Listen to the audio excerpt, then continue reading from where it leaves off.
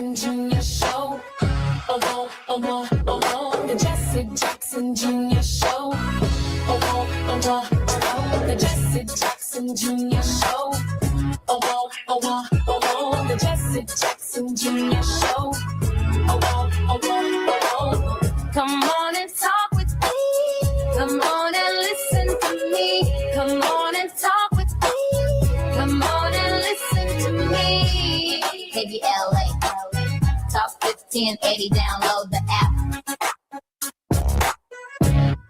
I'm Jesse Jackson Jr. Welcome forward to the World House with Johnny Mack. I'm Jesse Jackson Jr. on KBLA Talk 1580 on Thought-Provoking Thursdays, and maybe our most thoughtful show on KBLA Talk 1580 that doesn't completely deal with current events, but it certainly delves into them because Dr. King's vision of the world, his speeches on his 97th birthday, certainly are worthy of reflection. That's just who Dr. King was. Don't forget now, expired at age 39.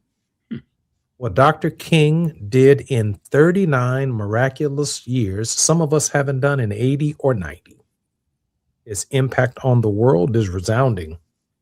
And on April 4th, 1967, just about a year before he was assassinated, Martin Luther King Jr. delivered at Manhattan's Riverside Church a speech titled Beyond Vietnam, A Time to Break the Silence.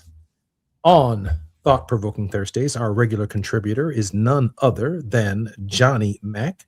Johnny is a transformative thinker, leader, and visionary, and I'm particularly grateful that he is on our show. His work raises a number of critical questions that matter into the meta logic of Martin Luther King Jr., and I've been so inspired by Johnny and his thinking that this coming Sunday at Reverend Will Hall's church, more information forthcoming on Friday, and in Waukegan, Illinois at an event in Gurnee, I am going to be speaking not on Beyond Vietnam, A Time to Break the Silence, but I'll be speaking on the subject Beyond Venezuela.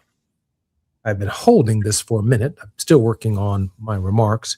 A really non-traditional sermon. Dr. King used the backdrop of the Riverside Church to deliver a major address on a shift in his thinking and a challenge to the United States government, where he referred in this speech to the United States government as the most violent perpetuator of violence in the world today, and he could no longer, quote, remain silent.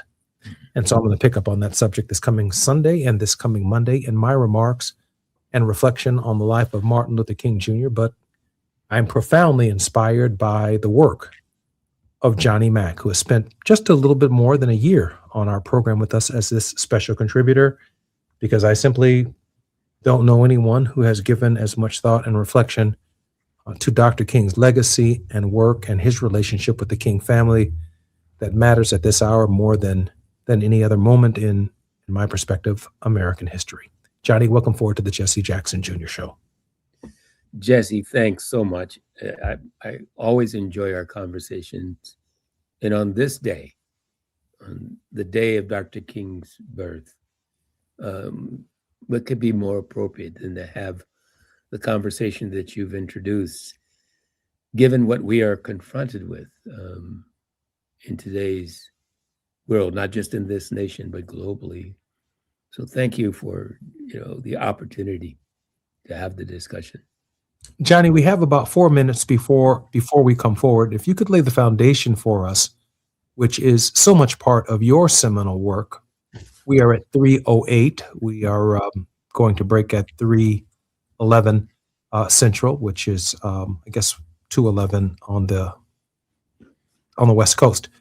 Share with us, Johnny, what Dr. King was trying to accomplish in Beyond Vietnam, A Time to Break the Silence. I sense a transition in that moment.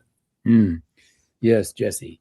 It's almost as if we simply change a few words, as you've done in the title of your presentation this Sunday, then it makes Dr. King's speech contemporary, doesn't it?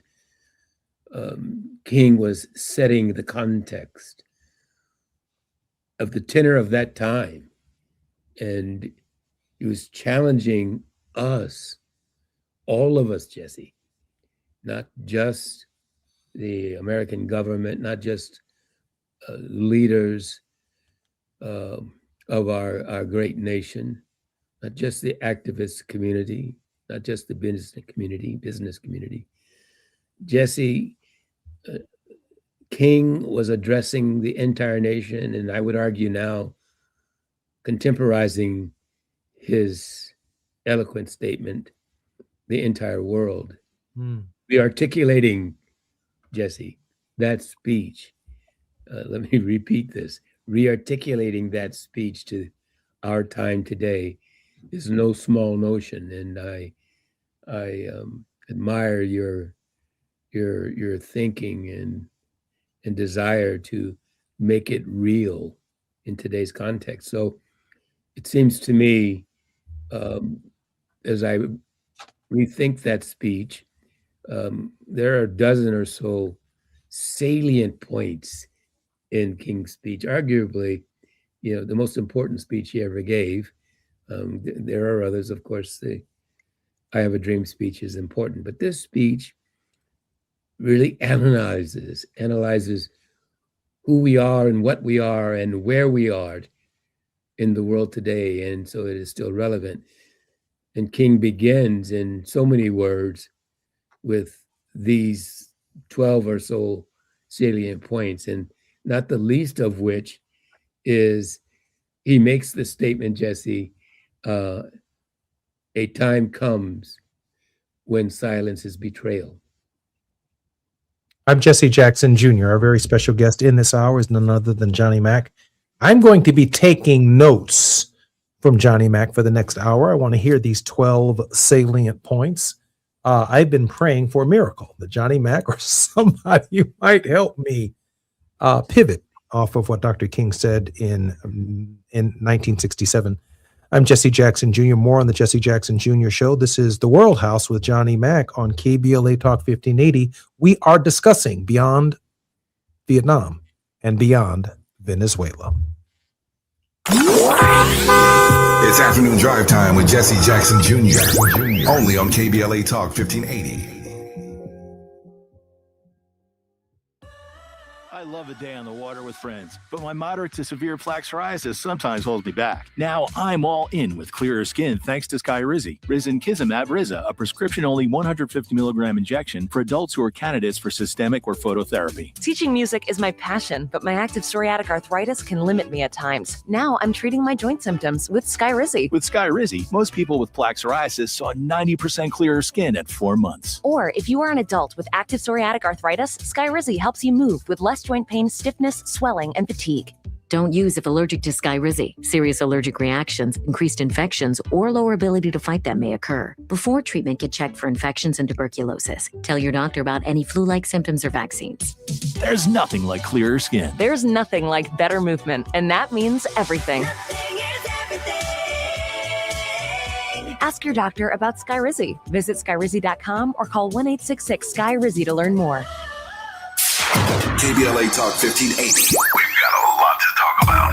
KBLA Talk 1580 reminds you, when we fight, we win. The Youth Justice Coalition is challenging America's addiction to incarceration and discrimination. YJC works to dismantle policies leading to mass incarceration, law enforcement violence, and the school-to-prison pipeline. Their approach, transformative justice, community intervention, free LA high school, legal defense, and system monitoring. YJC promotes safety without relying on prisons. Their goal, prevent system contact and help people exit the system through direct action, advocacy, and education. Want to get involved or need help? Call 323-235-4243. That's 323-235-4243. Join YJC in creating change. When we fight, we win. KBLA Talk 1580, your voice for justice. This is a community call to action from KBLA Talk 1580.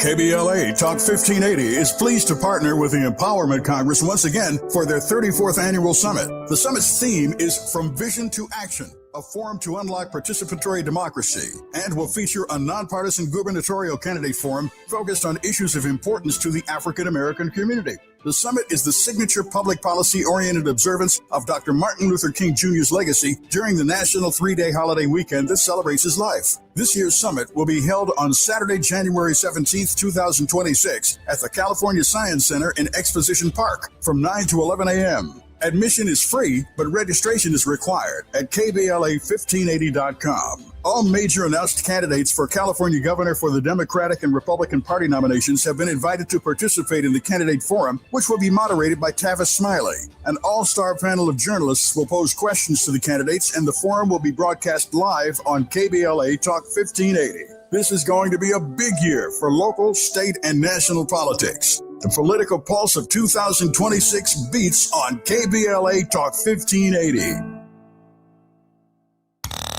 Now back to more of Jesse Jackson Jr. on KBLA Talk 1580. The Jesse Jackson Jr. Show. The Jesse Jackson Jr. Show. The Jesse Jackson Jr. Show. The Jesse Jackson Jr. Show. King Volley, drop the beat. Come on and talk with me. Come on and listen to the me. Come on and talk with me. Come on and listen to the me. KBLA Talk 1580. Download the app. I'm Jesse Jackson Jr. Welcome forward to the Jesse Jackson Jr. Show on KBLA Talk 1580. Johnny Mack is our very special guest. Johnny? Yes, Jesse. We were going to go 12 salient points that mattered in Beyond Vietnam, A Time to Break the Silence. Johnny, I got my pen out. I'm taking notes. Take your time. All right, Jesse. All right. I'm sorry, Johnny. Just before your point, we do have a clip. Gina?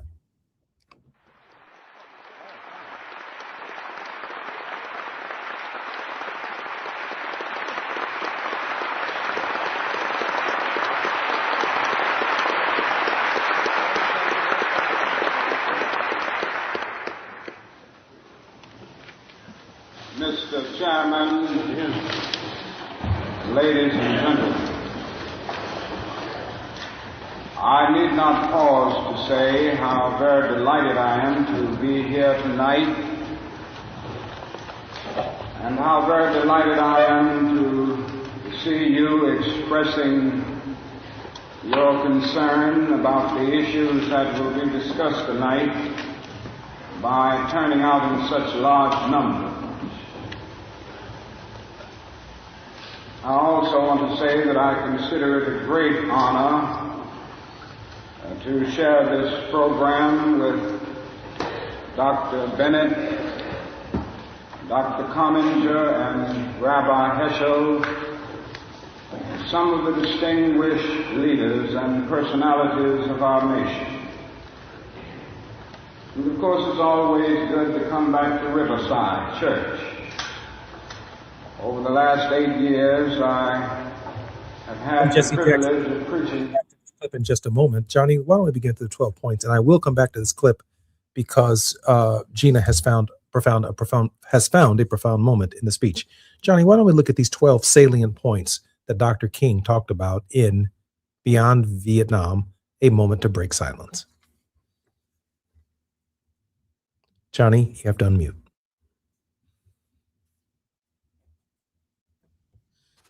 Thank you, Jesse. I'm happy to list them now, and we can discuss them however you want to do that.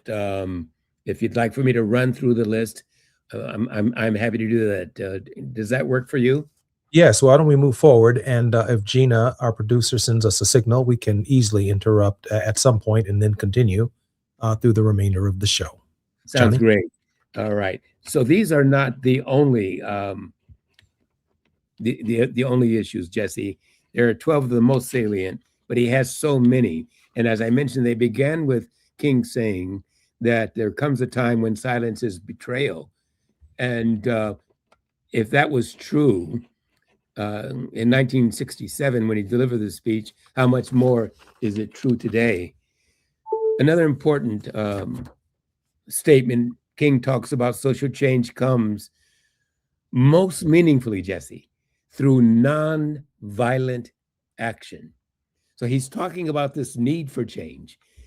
And he recognizes if change is going to take place, it's going to come through nonviolent action. A third salient point is King recognizes that what the nation and the world were facing at that time is arguably what we are facing today. King says that the greatest purveyor of violence in the world today is his own government. A fourth salient point, those who make peaceful revolutions. Johnny, before we fly past that one, that must have hit Dr. King right upside the head. I mean, oops, upside the head. I mean, so he's been telling African Americans, beauticians, barber shops, the church congregations, the students sitting in Greensboro on February 1st, 1960, he's saying, be nonviolent. But then he comes to this realization that it is the United States government itself, that the culture itself is the most violent government and culture in human history. And Jesse, he's not only talking about culture. Remember that in this same speech, King talks about the three evils, the values that underlie that culture, those evils of poverty, racism, and militarism. And so King is laying out for us today, as he did then, that the culture is driven by a set of values that guide and direct, inform and instruct our behavior as individuals and as a nation. Interesting. So we accept these things. We accept the idea that we should spend trillions of dollars or hundreds of billions of dollars on our military budget. Dr. King obviously gave that some thought. We see poverty, but no different than the Levite or the priest who walked by the stranger on the Jericho road. We flip a coin to the poverty that we see, but we do nothing about it. Yes. And then there is this ever pervasive, never brought to the forefront of modern American history, quite like the present movement and the present administration, this question of racism. Almost all three of these things are societal or cultural or governmental realities, forces beyond our control that we just accept as Americans. That is the reality of our lives. There are no movements against militarism on the scale necessary to do anything about it.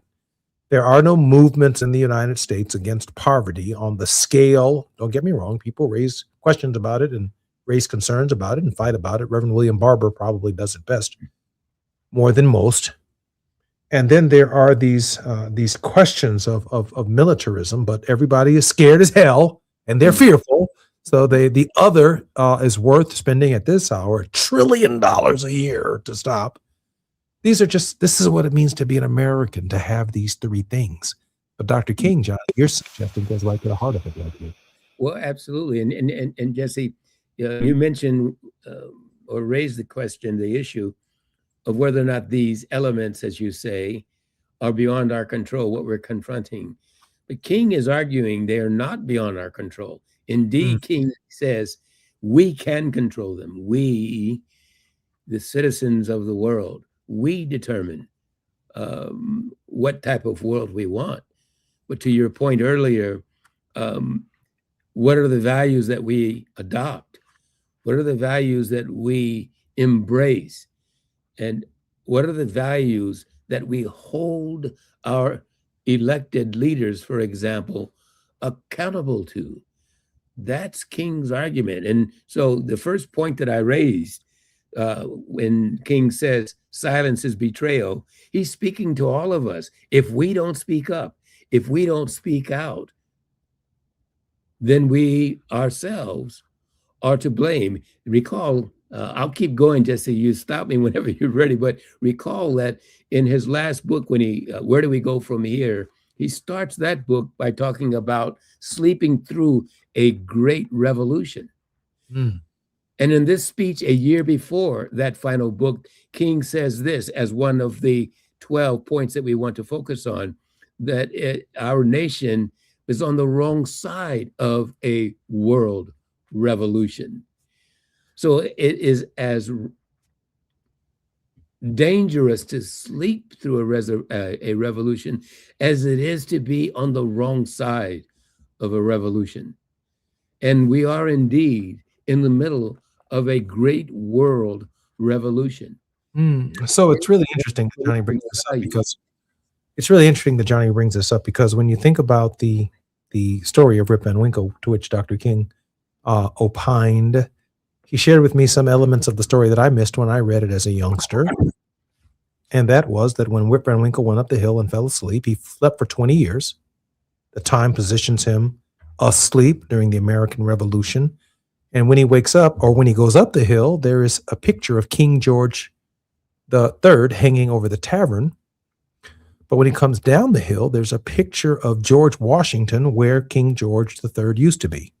So Dr. King argues that not only was Rip Van Winkle asleep, but that he slept through a revolution, that everything had changed. We had moved from a monarchy to the idea of a democracy, that we had our first president of the United States. There was slavery in the land. Women were discriminated against in the land. But Rip Van Winkle didn't just sleep. He also, to Johnny's point, woke up and didn't know where the hell he was. Like, where the hell? Same tree. My gun is rusted. My dog is dead. All of these things were still sitting around Rip Van Winkle in the story when he woke up. Bones from his dog. Trees that were once bushes are now larger. He'd been asleep so long that when he woke up, his old rifle had even been a rusted piece of steel. But when he came down the hill, everybody was dead. His wife was gone. All of his troubles were away, but he did not know where he was. And where he was the beginning of the United States of America. Johnny? And he was sleeping through that revolution. We woke up, the question becomes, I guess, if we extend the story, Jesse, what side of the revolution would he have been on? And King is saying, when he speaks at Riverside, that we've got to decide what side of a great revolution are we on, and what type of action are we taking in order to effect that revolution in ways that create this world house that he's arguing for. And so he's saying, not only can we not be silent, but we must be actively engaged in determining what values will drive the revolution, and therefore what kind of revolution we will have. Johnny, I can we move on to value number 5? Because number 4 is a beast. Well, listen, he also talks about making a peaceful revolution impossible. That is, those who make a peaceful revolution impossible will make a violent revolution, King says, inevitable. It's interesting, Jesse, that there's a great deal of talk about who is the peacemaker today and who enjoys, or who should enjoy and be recognized with a peace prize. And it's interesting that if indeed the greatest purveyor of violence remains our own country, who then deserves a peace prize? Johnny, on this question of the Peace Prize, Dr. King actually deals with this in the Riverside speech. He says, you know, I am not long ago a recipient of one of the great awards in history, the Nobel Prize. And in a real sense, and I'm paraphrasing it here, he says that the burden now is even heavier on me than to just speak to the ghetto, to just speak to Negroes and all of our concerns, to the disinherited, to the despised, to the rejected, to people whose backs are against the wall in America. Dr. King uses that moment to say the Nobel Peace Prize has challenged me to think beyond my tribe and see the whole world. And what is happening to my brown brothers and sisters in Vietnam are happening right here to my black brothers and brown brothers and sisters right here in Harlem, right here in Atlanta, Georgia, right here in Marion, Alabama, right here in Lookout Mountain, Tennessee, and Stone Mountain, Georgia. A pivotal moment for Dr. King, Johnny. Indeed. And, you know, in the last segment, your last segment with Nestor Torres, he made a statement, Nestor did, that caught my attention. His argument was, or his point was, that we must transcend our boundaries. We must transcend. We, the people, must transcend our boundaries. And he was arguing for a solidarity in that statement, I think, Jesse. And that's where we stand today. We've been divided into our own corners of ideology and individual desires, rather than building a global nation of peace and justice. We must transcend our boundaries. I'm Jesse Jackson Jr., listening to the Jesse Jackson Jr. show. I think we're on number 5, maybe number 6 of Johnny Mack's, Dr. Johnny Mack's interpretation of Beyond Beyond Vietnam, a moment to break our silence. I'm speaking this coming Sunday and this coming Monday in the city of Chicago. Beyond Venezuela, there is so much that we have to learn from Dr. King to continue this movement moving forward. Grateful to Johnny Mack. More when we come forward on issues 6 through 12 raised by that speech on KBLA Talk 1580.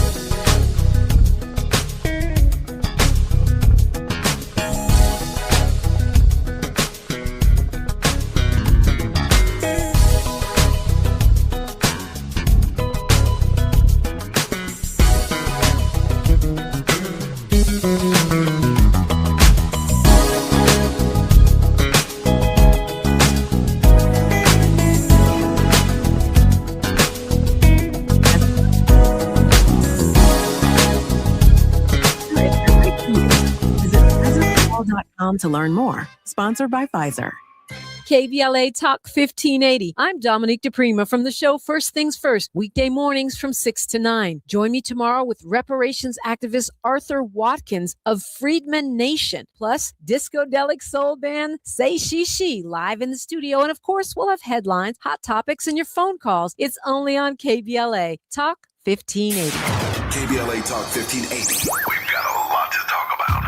KBLA Talk 1580, connecting you with services and solutions. The Los Angeles Regional Food Bank is on a mission to fight hunger and provide nutritious food to those in need across our community. They partner with federal, state, and local programs advocating for better policies and funding for critical hunger relief programs like Cal Fresh, the Emergency Food Assistance Program, and the Child and Adult Care Food Program. The food bank works with coalitions and local representatives to make sure hunger is addressed in every district of LA County. They also run nutrition education campaigns, raise hunger awareness, and source nutritious food for distribution, all while supporting regulations that allow food pantries to operate safely. Want to help? Visit lafoodbank.org or call 323-234-3030 to volunteer or find a food bank near you. Together, we can ensure that no one goes hungry in Los Angeles County. This is a community call to action from KBLA Talk 1580.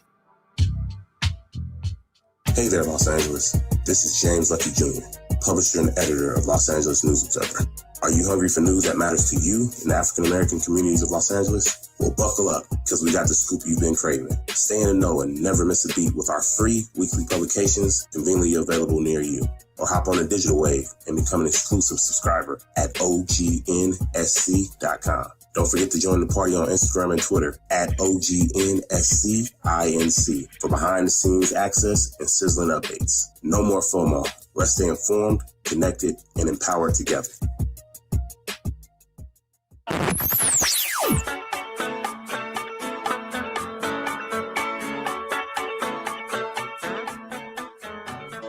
This is KBLA Talk 1580. Talk radio that's music to your ears.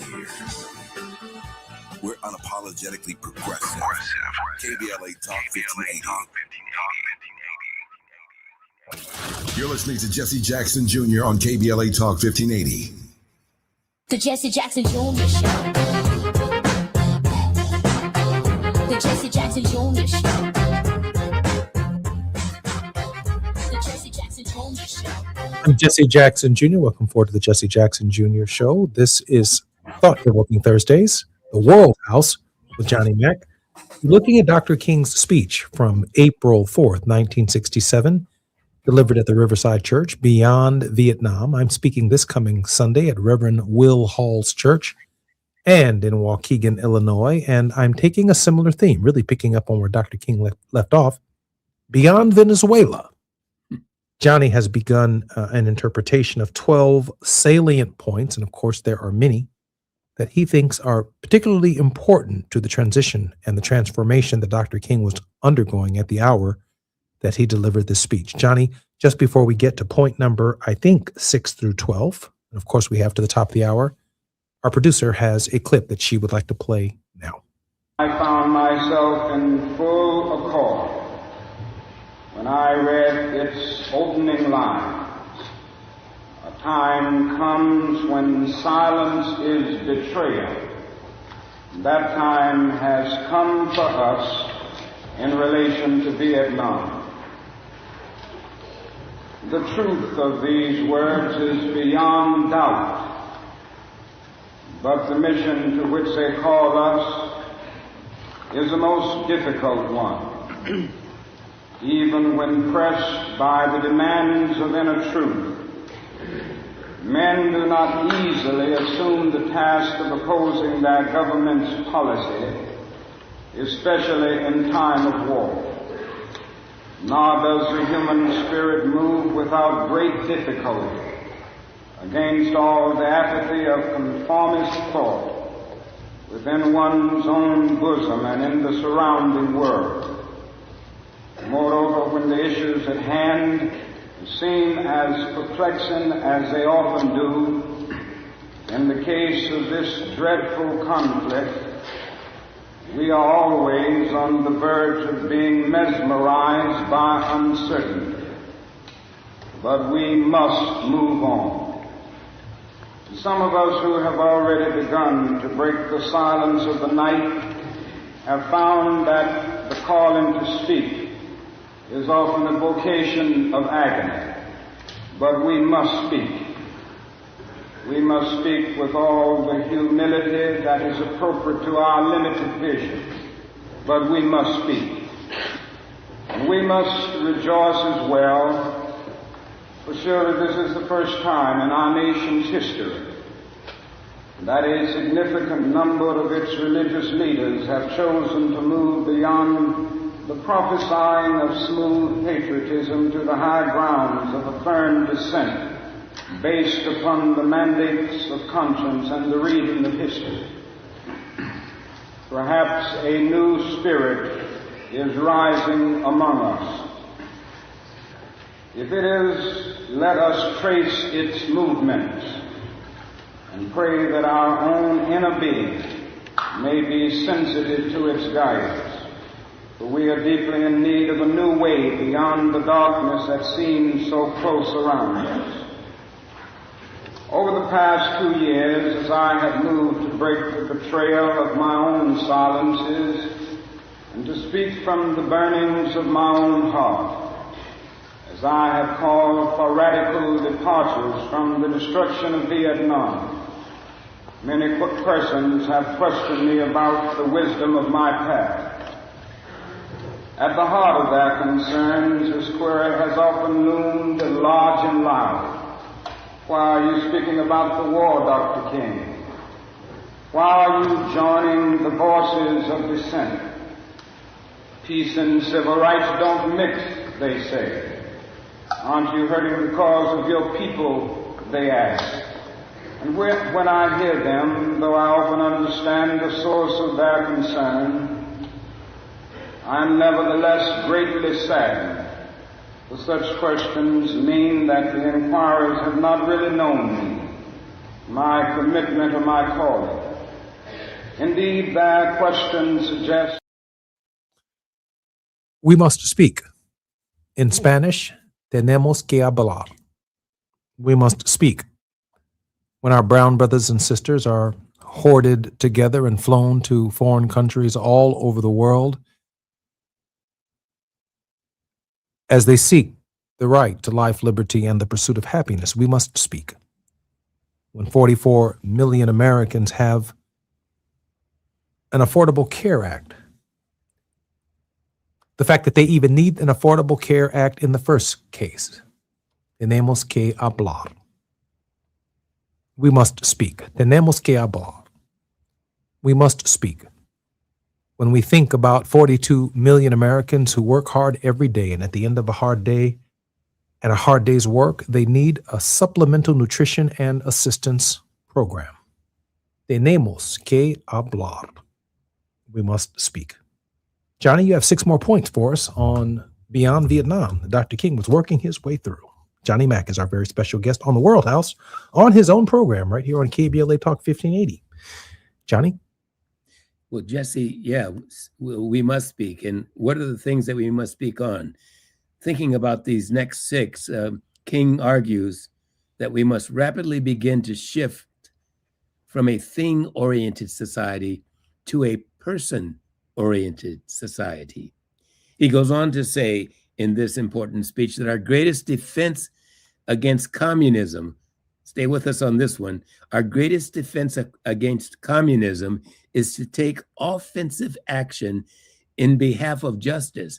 We can re-articulate that, Jesse, and perhaps you'll consider this in your own remarks on Sunday and change the word communism to authoritarianism, which is what we are confronted with today. And so this 7th statement we might restate as our greatest defense against authoritarianism, to take offensive action in behalf of justice. And then, Jesse, we can talk about number 8, where King says we must, with positive action, seek to remove the conditions of poverty, insecurity, and injustice. We must speak. He goes on to say We are confronted, Jesse, with the fierce urgency of now. Indeed, right now, we today, perhaps arguably even more urgent than it was in King's time. Johnny, are we too late? On this point, Johnny, are we too late? How can we possibly be too late? It's never too late to act. I agree with that. But 1967, he delivers this speech, and there's been many decades that have interceded in that period. And I certainly respect, appreciate, kneel, bow to the rhetoric that Dr. King didn't live to see. But you and I are here in the present. Yes, we must speak. I get that. Tenemos que hablar. I get that. But I spoke with Professor Yancey out of Emory University, and he said, Jesse, listen, I know you're trying to save this thing, but it's 9 minutes to midnight, man. It's 12 minutes to midnight. This thing's over, man. He said, I don't believe this thing can come back.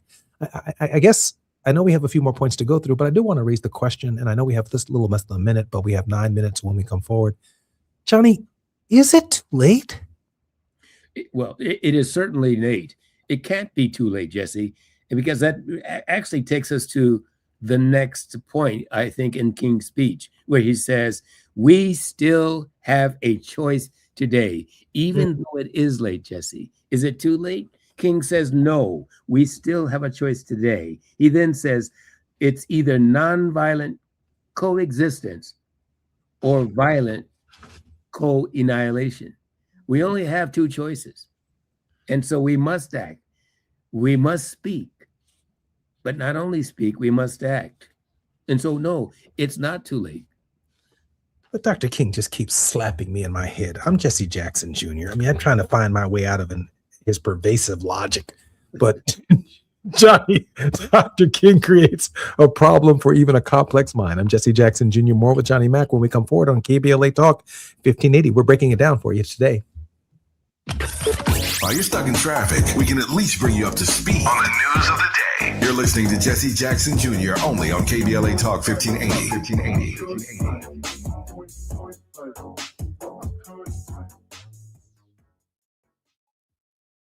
Join Ignited Light at the 10th Annual Dr. Martin Luther King Jr. Day of Service, Saturday, January 17th from 10 a.m. to 2 p.m. at Holman United Methodist Church, 3320 West Adams Boulevard, west of Arlington. This service for humanity brings together community providers offering free food and clothing, medical screenings, legal, dental, academic, and career services, plus vaccinations, flu shots, HIV and STD testing, and blood pressure checks. All are welcome. That's January 17th at Holman United Methodist Church. For more information, go to adayon.org. That's adayon.org. Are you drowning in IRS tax debt? Angela was. She called Civic Tax Relief and saved over $80,000. Felicia was having health problems, got behind on her taxes, interest and penalties were adding up. She called Civic Tax Relief and saved over $15,000. Civic Tax Relief is a professional tax negotiation firm that can protect you from the IRS. If you're getting collection letters, call Civic Tax Relief for a free consultation. They will go to work helping you discover all the relief programs you may qualify for free. James owed the IRS $37,000. Civic Tax Relief represented him against the IRS, and by the time everything was completed, he did not owe the IRS anything. If you are in trouble with the IRS, call Civic Tax Relief for your free consultation now. 800-200-2257. 800-200-2257. Get a free consultation and real tax relief. Call 800-200-2257. 800-200-2257. KBLA Talk 1580. We've got a lot to talk about. KBLA Talk 1580, connecting you with services and solutions. The Autopsy Initiative provides a second autopsy free of charge for victims' families who have lost their loved ones due to a police-related death. The services offered through the initiative include the completion of a second autopsy, disclosure of preliminary findings, and a final autopsy report. A police-related death is when an individual is harmed by police officers using deadly force, which results in an individual's death. Police-related death includes in-custody deaths, including those that arise during contact with law enforcement officers during arrest, pursuit, booking, transport, or incarceration. The Autopsy Initiative has a team of board-certified pathologists on call. An autopsy request may be completed by anyone with a close relationship with the victim, which may include the victim's spouse, partner, relative, close friend, or lawyer. To request a free second autopsy for a victim of police violence, please visit knowyourrightscamp.com. That's knowyourrightscamp.com. Then click on Autopsy, then click on Request. At KBLA, we believe in justice for victims of police violence. We say their names, and we don't black down. This is a community call to action from KBLA Talk 1580. Now back to more of Jesse Jackson Jr. on KBLA Talk 1580. The Jesse Jackson Jr. Show. The Jesse Jackson Jr. Show. The Jesse Jackson Jr. Show. Jackson Jr. Show on KBLA 1580. Johnny Mack is a social entrepreneur, a scholar practitioner with expertise in subject areas of peace, conflict, and social change and movements. He's traveled extensively throughout the Americas, Africa, Asia, Europe, and the Middle East, working in the fields of peace, development, conflict, and nonviolent social change. Dr. Mack's seminal work, After Confrontation, Then What? Challenges our putative logic of nonviolent social change theory and practice. Particularly, he rearticulates nonviolence beyond the traditional understanding of nonviolent struggle as principally nonviolent resistance. Dr. Mack's research includes extensive study of Martin Luther King Jr.'s logic of nonviolence and the U.S. civil rights movement. He explicates Dr. King's logic of nonviolence using Dr. King's call to restructure the social edifice, and particularly its triple evils of poverty, racism, and militarism. Dr. Mack, welcome forward to the Jesse Jackson Jr. Show. Thank you, Jesse. Johnny, I think we're on 11 and 12, and I must tell you that the meta logic of Dr. King doesn't leave us much alternative but to walk through the very 12 salient points, and you're suggesting that there are many more in this particular speech. And Dr. King, like if we are a ping pong ball being popped back and forth between the logic of what we think and what Dr. King is saying, we're certainly experiencing that in this hour, and we're grateful to you for it. Johnny, the last thought you raised was we still have a choice. Non-violence or non-existence, and coexistence is the option that Dr. King left us with. A couple more choices and points that matter to this particular speech. Johnny? So, Jesse, King says all over the globe. Remember now, he's speaking in the mid-20th century, in the 1960s, in fact, 1967. He says all over the globe, men are revolting, and women, we would add today, against old systems of exploitation and oppression, and out of the wounds of a frail world, new systems of justice and equality, new systems of justice and equality are being born. So King's hope and his belief in people, in citizens of the world, is that they would revolt. They would come together in solidarity and in community, one of the fundamental virtues or values that King holds when he calls for a revolution of values, one of those 12 salient points that King makes in this speech. King argues that people will rise up, people will speak out, people will act, and we are those people. And so that is, Jesse, perhaps we can argue for this conversation, the 11th point that we'd like to bring forward. The idea that all over the world, people are creating new systems of justice, equality. They are being born today. And that's number 11? Indeed, actually, Jesse, we've named probably more than 11. We've probably named 15 or 16, beginning with silence is betrayal, and then moving on to social change, and nonviolent social action, talking about being on the wrong side of a revolution. We talked about our greatest defense against authoritarianism is action in behalf of justice. We talked about the triple evils. We didn't talk about, we should mention that King argues in this speech, and we'll call this the 12th one for purposes of our conversation, that true compassion is more than flinging a coin to a beggar. It is recognizing that the very edifice itself, which produces beggars, needs restructuring. Johnny, before we get to our word of hope, can you share with us how we can support your work? And as a favor to all of us, Johnny's work is extraordinary in this space. This is the 97th birthday of Martin Luther King Jr. Johnny has been entrusted by Coretta Scott King and the King family as a former financial officer for the King Center to continue so much of this work in this World House space. Johnny, how can we support your work? Jesse, our website is rather long, but it is theworldhouseproject.org. I'll repeat it. It is theworldhouseproject.org. There, you can read more about our work, not only here in the United States, but around the globe. And there you may find a link where you can make a contribution to our work. Johnny, a word of hope. A word of hope, Jesse.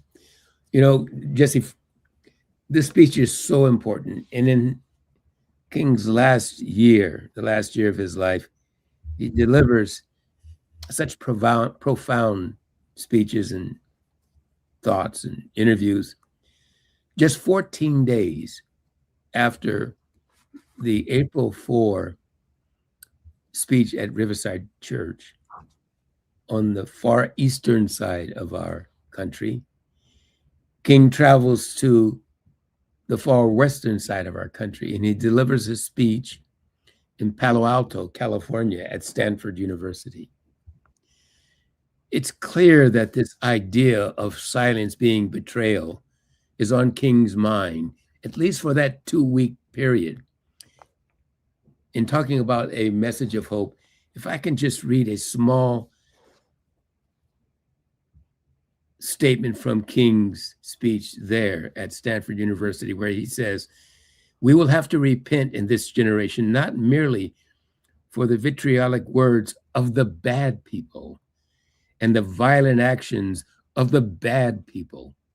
King says, but for the appalling silence and indifference of, wait for it, the good people who sit around and say, wait.